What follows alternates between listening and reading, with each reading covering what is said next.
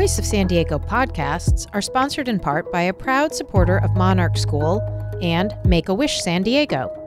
As a nonprofit news organization, we depend on our members, foundations, and sponsors to provide funding to support the investigative journalism you expect from us. We are very grateful for all of our supporters, and we will recognize them during the show. Make-A-Wish San Diego grants wishes to children with critical illnesses in San Diego and Imperial counties. Visit sandiego.wish.org to find out how you can help make wishes come true. And Monarch School has served San Diego for nearly 3 decades, beginning as a one-room education center and expanding into a K-12 comprehensive school designed to educate homeless youth. To find out more or to get involved, visit monarchschools.org. If you like Voice of San Diego's work and want to become a sponsor too, contact us at development@voiceofsandiego.org.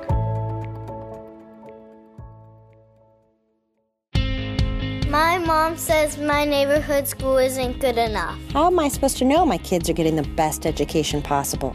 Welcome to Good Schools for All, a podcast from the investigative news organization Voice of San Diego. We cut through the jargon and polarized debate to get you the news and ideas that matter.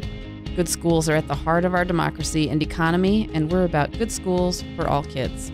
We hope you'll learn and maybe teach us something. Enjoy the show. There should be an excellent school in every community. My name is Scott Lewis. And I'm Laura Kohn. Hi, Laura. Hi, Scott. How are you? Doing very well. We are in the studio right now with a new person. Yes, we are. He's got a good presence, though, right? He does. I guess we're about to find out, huh? Will Huntsberry. Welcome, Will. Hi, guys. Nice to be here. Will is Voice of San Diego's new education reporter, investigative reporter on education topics, and on that effort to find and identify things that can make sure we have good schools for all. Yeah. Not a hard job at all. Not at all. You guys got to fix it. Sorry. It's a good time. We're going to be trying to ramp back up with this show, and it's a good time to do that. It's back to school. It is. We already got in a couple our families, weeks. in our communities, it's all over the place. Yeah. So I really like back to school time. The kids getting back to school because you get the opportunity to check out all of the new stomach viruses and all of the new head colds. And there's just some really good models out this year. Don't forget the lice. Oh, yes. The notes home saying like, hey, just want to let you know there's bugs in somebody's hair. It's the best. It is the best. I like this time of year, this September the clarity of September in San Diego is nice. It's not too hot right now. True. Yeah. And then, yes, and everything fires back up. I was manning the merch tent at the PTA back to school picnic this weekend. Good dad Look duty. at you. Excellent. Brought in I moved a lot of product. I was walking around with the raffle tickets saying, hey, like, game of chance. What do you say, guys? It's for the kids. It was very good. We're learning because it's a new class of PTA, learning how to do all the things that the previous PTA group did. Yeah. Next generation. Yeah.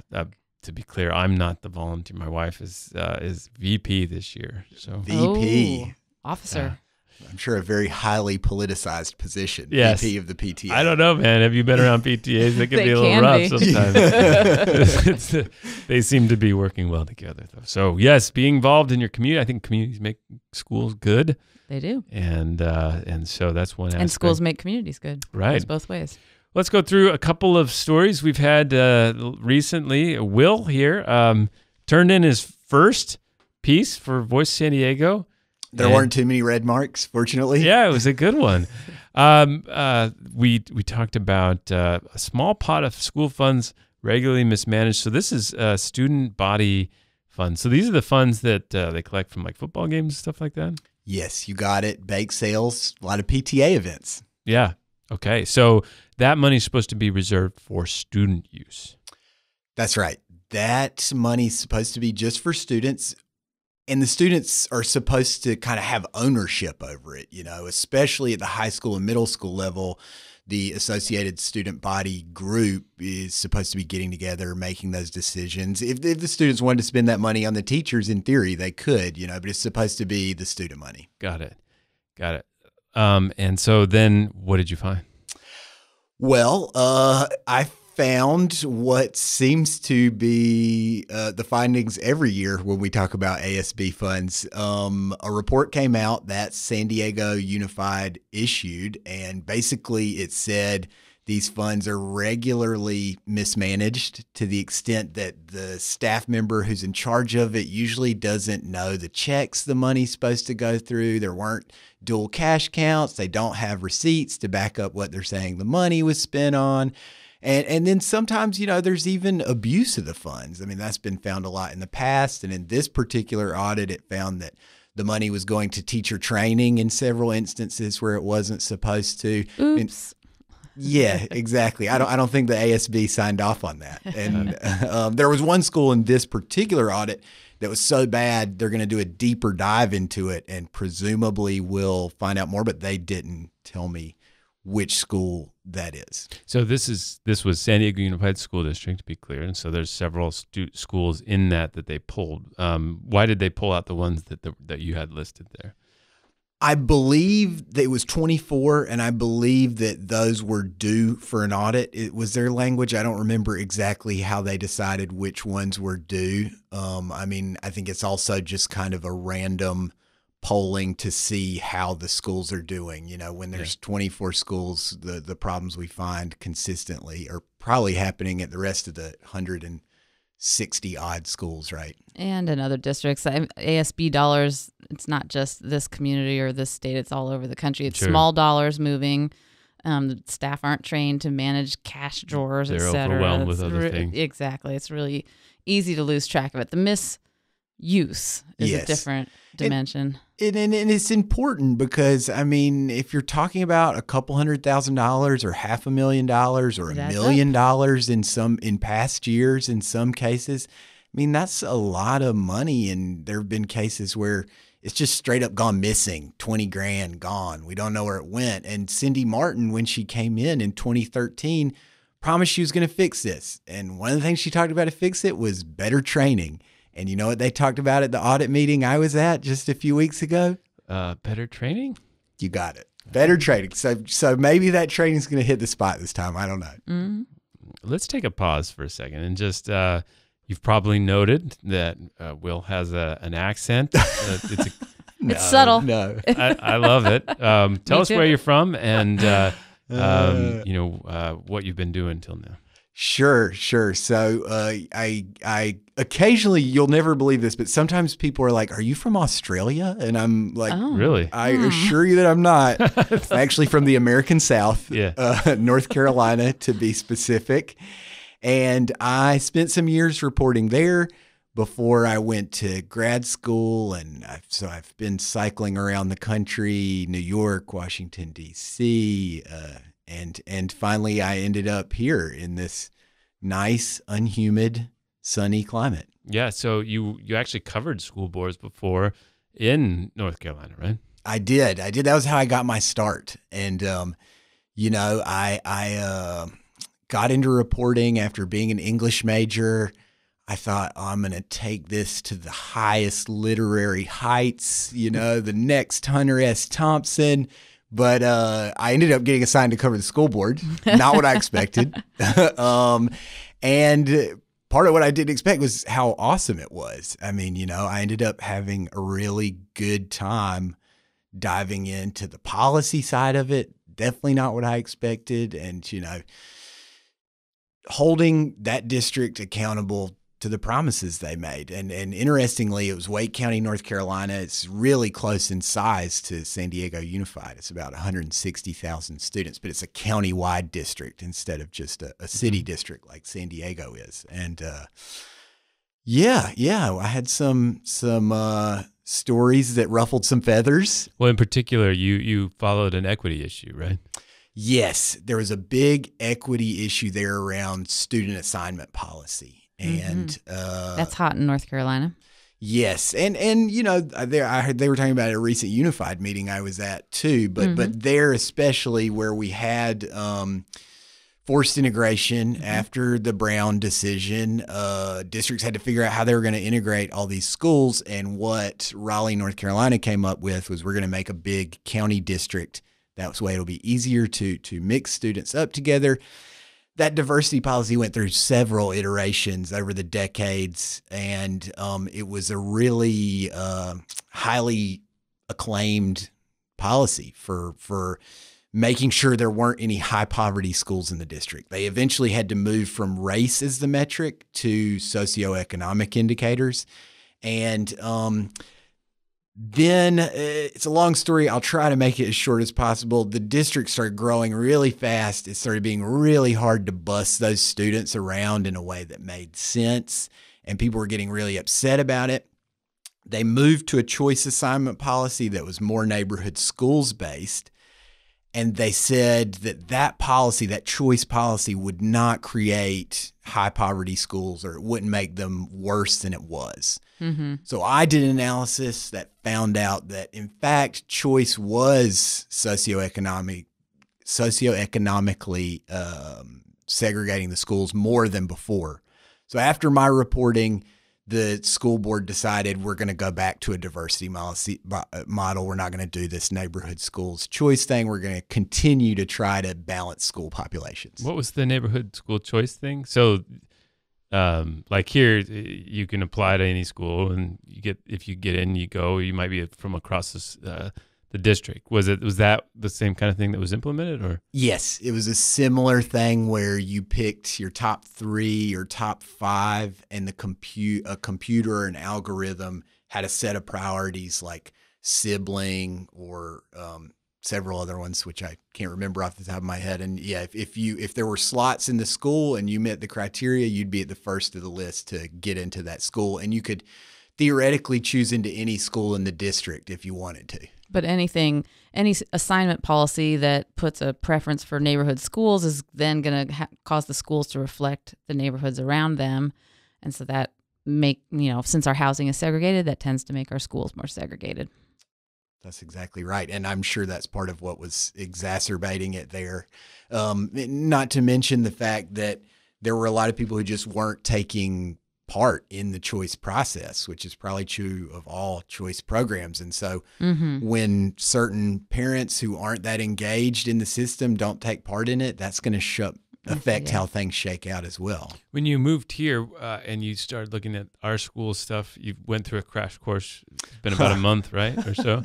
Yes. You guys gave me some time. I appreciate it. Yeah, and you've been reading, you've been watching some meetings, you've been reading some reports.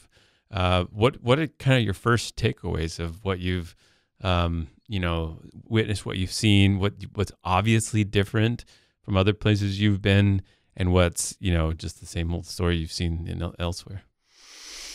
Let's see. That's an interesting question. You gave me the beginnings of my crash course, which was the great Scott Lewis talk. Apparently he gives it to all the reporters here. There's a whiteboard involved, a county map. I need to buy an actual map to do it. Maybe we'll. Were you handing your phone across the couch or something? No. I just draw. You draw it on your right hand. And then I tell them it's just a basics on here's what the county is, here's what the city is, here's what the San Diego Unified School District is, here's all what the water authority is, and the port. And I realized nobody knows this stuff, and it's on the one hand it gives me a great opportunity to be a person who educates people on the world, and on the other hand, share some specific knowledge. It's really dismaying. The number of people who don't know the very basics about how the school district works, or the port, or water authority. It's crazy. There's so little. In fact, I bet you if you know what the San Diego Association of Governments is, you know what Voice of San Diego is, and if you don't, you don't. Oh, it'd be good to study that correlation. Because we need a lot more readers, and there's not a lot. But the talk made me feel definitely very connected to the community. We've got to know how these government organizations work together. So, it was a pretty good talk, Scott. I'm not just telling you that. Maybe we should record it, huh, Adriana? I don't know. I don't know if everyone needs it, but anyway, I will tell you a couple of things that stuck out to me. I don't know if any of it will be too earth-shattering, but like I said, the difference in a county district and a city district, if the entire county's taken into account here, San Diego, we're talking about like 500,000 students. So I think that's a big challenge for me on the beat, is being able to consider those other 350,000 students in my reporting who don't go to San Diego Unified. It's going to be really challenging with 42 school districts in the county. There's 42? Yeah, I think that's right. Some of them are tiny, but some of them not tiny at all, like Sweetwater and Escondido and Oceanside. There's a lot of big ones. Yeah, there are. The other thing I will say is that one thing I've looked at is the margin of teacher pay in the budget, which here in San Diego is above 90% and may grow even further. And I think it's a really interesting question. How close can it get to 100%? When I was in Wake County, I think it was only about 85%, and so it's always going to be the vast majority of the budget, no matter where you are. But that difference between 85% and 95%, what does that mean for programs and equipment needs and equipment? Yes. Yeah. Well, and that's actually, part of the discussion right now, because we're at San Diego Unified and at Sweetwater, and several other districts are once again considering bonds, tax increases to support construction bonds. You can pass a tax increase for school construction needs at 55% of the vote, which if you were just trying to pass a tax for, regular teacher salaries or something, you would need 2/3 of the vote. Thus, we get a lot more of those construction bonds and tax increases, and they figured out a way to make a lot of them pay for major repairs and maintenance. And so the major repairs and maintenance part of the budget of these, school districts can shrink and be filled by some of these teacher salaries. And that's part of the argument they made, at least the last time. I don't know that they can shrink it anymore. They're probably getting to you go halfway towards a wall, but each time you go halfway and you never actually touch it. Well, plus there are a lot of districts that have never passed a capital bond in San Diego County, and so they don't have that relief on the horizon. Right. Is that true? I didn't realize that there were some. I don't know about never, but haven't in a long time. Yeah. Yeah. Right. So it's going to be at $60 per $100,000 of home value within the city of San Diego. The new measure that the San Diego Unified School District is putting out within most of the city of San Diego. And so on a $300,000 or $400,000 house, that's $180 or $240. So that's it's something. It's an annual tax increase. It's a chunk of change. So that's interesting. Yeah, absolutely. And I'm looking forward to finding out more. I mean, it's a fascinating district right on the border with Mexico. That's something totally new for me, and a really big chunk of English language learners. I hope to absolutely serve them in the reporting. So, hey, what about so North Carolina is a right-to-work state, and we have powerful unions here in San Diego. That's right. What have you seen on that front so far? I think that in North Carolina, I found that people at the school level who weren't union protected were really scared to talk to a reporter. And I thought maybe that would be more different here where they have union protections. Turns out they still aren't very keen to talk to a reporter. So that's a shame. Obviously, the union pull here is strong, and I think you can see that reflected in salaries. I mean, up until a year or two ago, North Carolina was at the very bottom of the barrel in terms of teacher salaries.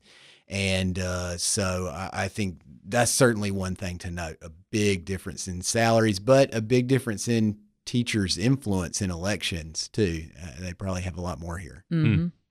Well, you jumped right into some of the more tense discussions that we've had around here.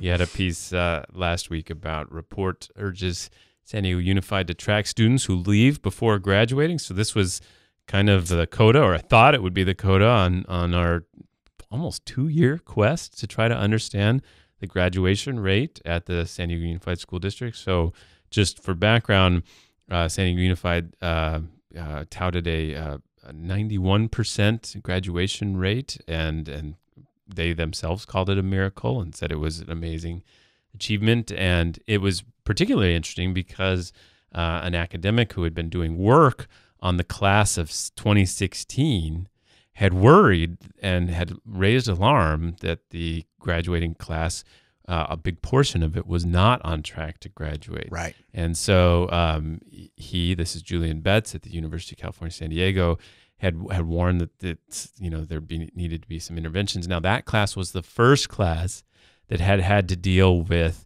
higher graduating standards. So they had to conform to the A through G requirements to perform the bare minimum of requirements to get into the CSU or the University of California systems.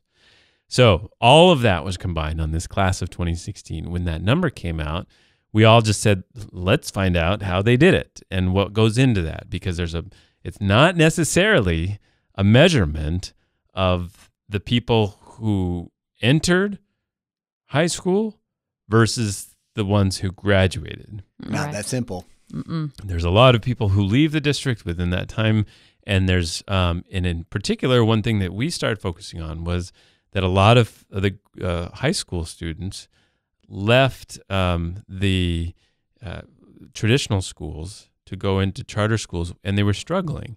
And had they stayed in the high school that they were at, that they might have brought that graduation rate down. We never said anything like you didn't calculate your graduation rate the way you should have. Right. What we said was this is what goes into that.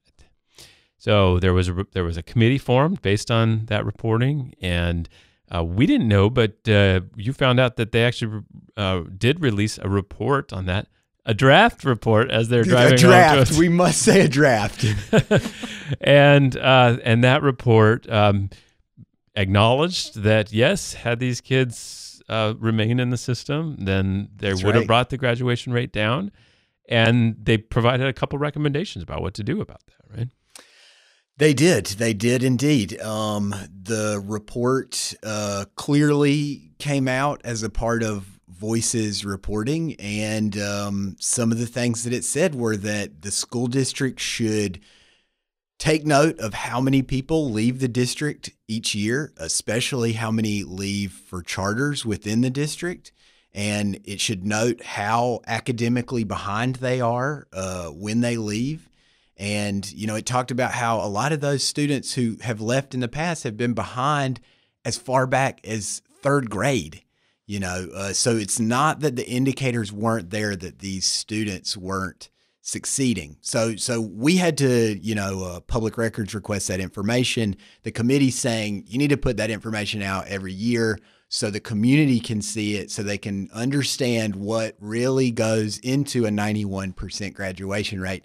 And they're, of course, also saying you need to intervene with these students. You need to note who these students are. You need to intervene, and you need to try to keep them in a traditional public school instead of going to a district charter. Richard Barrera was really clear on that in his remarks, that the school district has an obligation to find those students, keep them in, help them do better, as opposed to potentially counsel them to leave to go to a charter school, which is what some of Voices reporting found as well. I like the part of the report that's recommending them to really focus upstream before they get into high school. It's not just retaining them when they're about to slip out of the district schools, but really going earlier. And I actually know the district has done some work to invest in its data systems to do that kind of an early warning system. So it's really more a matter of activating around that information. They've already set up the mechanisms to track it.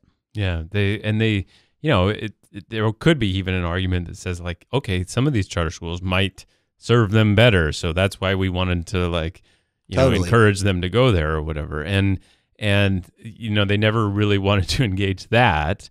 And so one of the things I wanted to step back from is, this report did seem, this committee's work did seem pretty good. It might have got lost in some of the back and forth we had with the district about this, but actually the report seems to have taken an authentic look at this situation and provided some real things that might that might change the dynamics of what these kids experience and the kind of interventions they get while they're struggling. Right? Mm-hmm. Yeah, I think that's right. I mean, the district, I found this out the hard way just stepping into this, just how hard the district has pushed back against some of our reporting on this. They created a whole website devoted to refuting what we had written.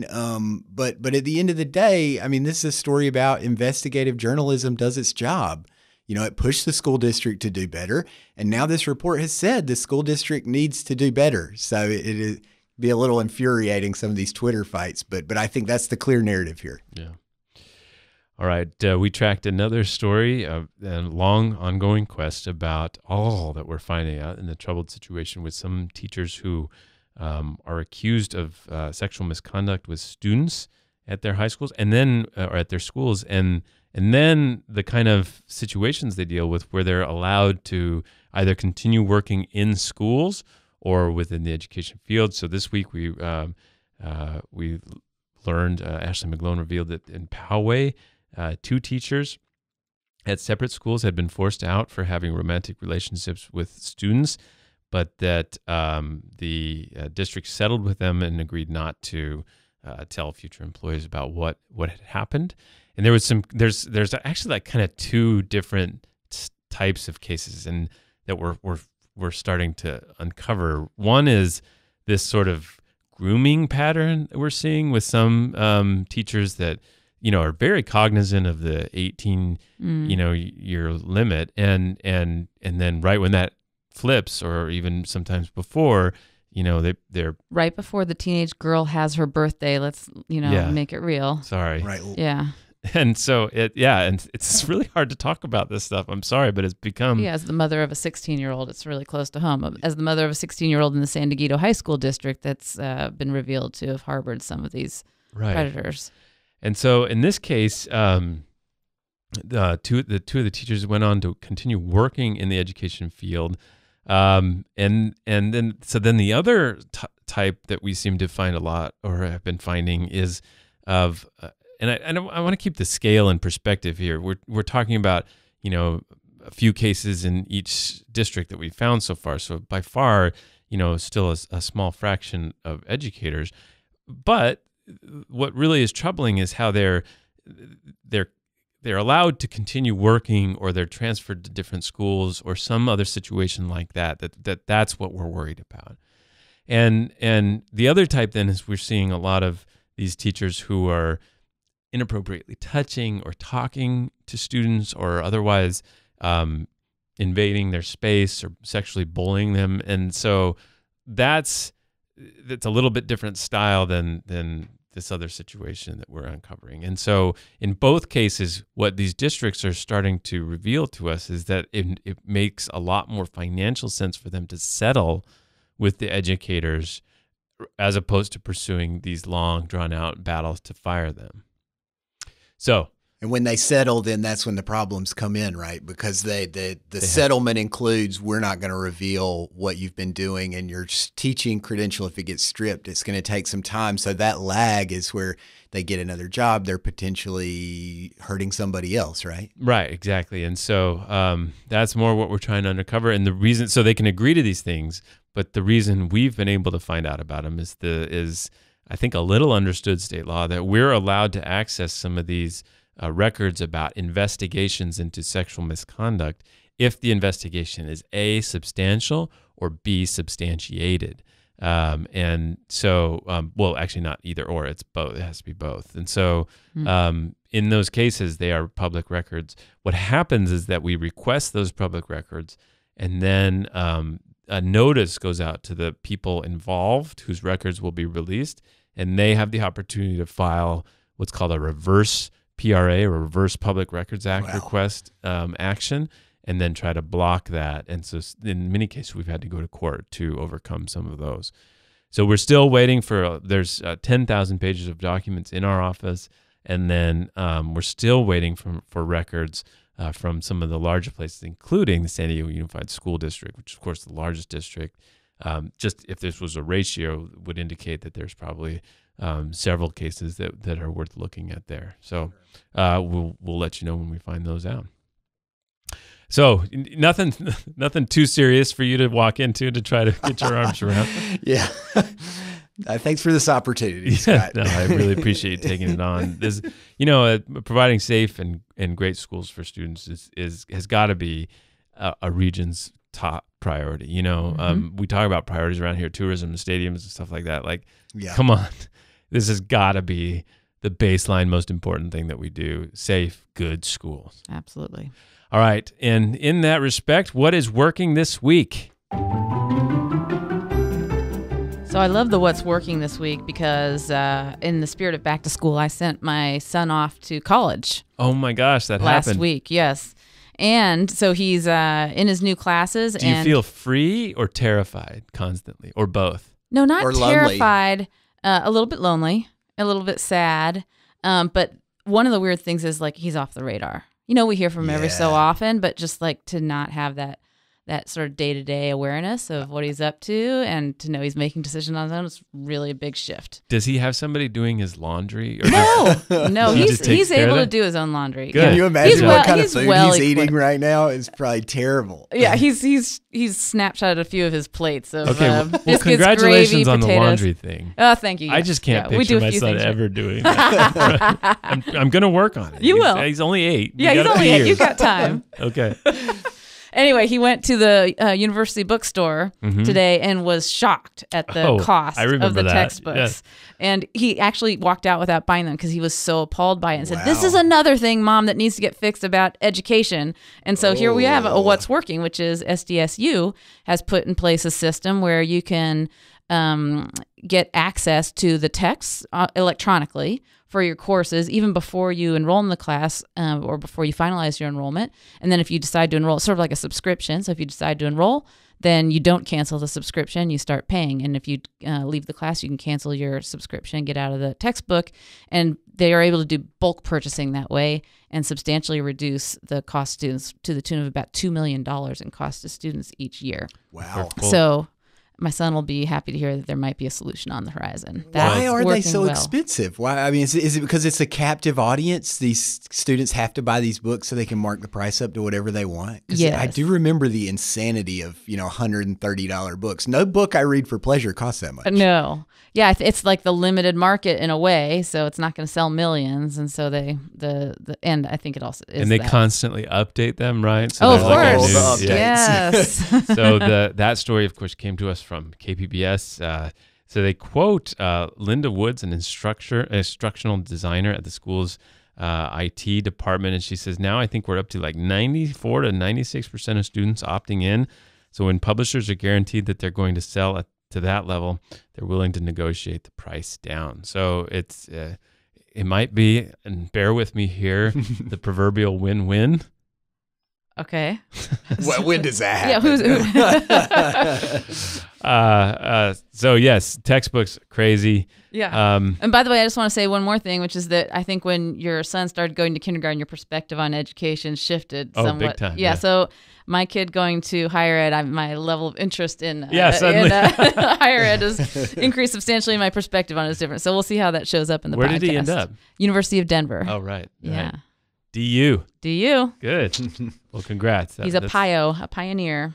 And dorms and all that? Yeah. Wow. Yeah, he's in a suite with 4 guys, and they share a bathroom and a kitchen. So it's not only has to do his laundry, he has to clean the bathroom and the kitchen. Oof. Yeah. Oof. We'll see how that goes. A few of those bathrooms. All right. Our number of the week.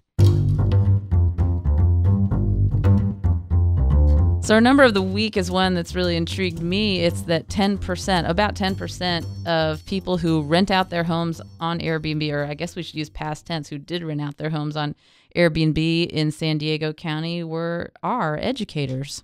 Wow. So and pulling in some extra income through the gig economy. Yeah, we got that story from the UT Union Tribune, and I think there was some speculation that maybe, because of their flexible schedules, especially in the summer, that they might have more time to rent out their place for Airbnb. It's not necessarily just for income subsidy, but probably, a win-win? Yeah, it appears to be another win-win. You're right. I think it's a little bit theme of here. All right. Well, Will, I appreciate you taking all this on, and you obviously have a great approach and care for the students out there, and we're looking forward to seeing what you do. Thank you, guys. Thanks for having me on. And no, it is really an exciting, difficult challenge, but one I'm happy to have you guys support on. And yeah. So one of the things Will might work on is some profiles of interesting people, and also would love to hear your tips. So you can get a hold of him at, can you just do will@voicesandiego.org? Some of us you can, yeah, or at VOSD.org. Right. You know, when I told Laura that you could shorten our email address, that she said it changed her life. Yeah. Will@VOSD.org, Will, W-I-L-L, at VOSD.org, and let him know what you think. Yep. And also what kinds of things he should chase. And I really appreciate you taking that on, and thanks for coming in, guys. Glad you're here, Will. Thanks, guys.